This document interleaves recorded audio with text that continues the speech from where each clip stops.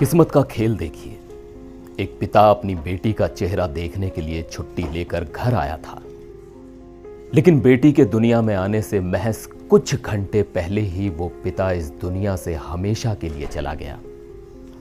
सोचिए उस पत्नी पर क्या गुजरी होगी, जिसे एक तरफ बेटी के जन्म की खुशखबरी मिली और दूसरी तरफ पति की मौत की मनहूस खबर।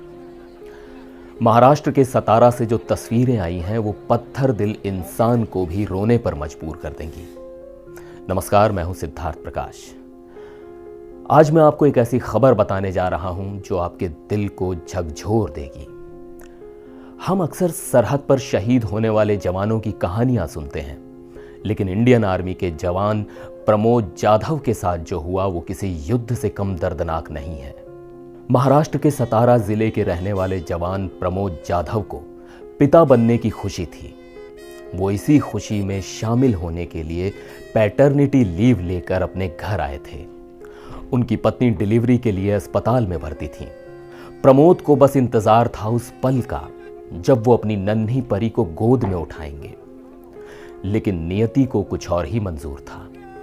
अस्पताल जाने के दौरान प्रमोद का एक्सीडेंट हो गया और उनकी जान चली गई।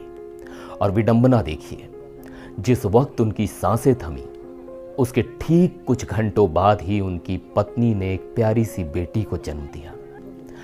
एक तरफ घर में लक्ष्मी के आने की खुशी थी, तो दूसरी तरफ घर का चिराग बुझ जाने का गहरा मातम। इस कहानी का सबसे रूह कंपा देने वाला मंजर प्रमोद जाधव की अंतिम विदाई के वक्त देखने को मिला।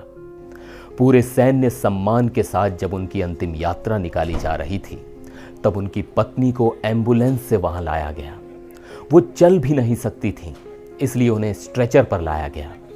यह मंजर सच में पत्थर का भी कलेजा चीर दे। एक पत्नी स्ट्रेचर पर लेटी है, उसके शरीर में अभी भी प्रसव का दर्द है और बगल में कोई उसकी 8 घंटे की नवजात बेटी को लिए खड़ा है। वो बेटी जिसने अभी आंखें भी ठीक से नहीं खोली।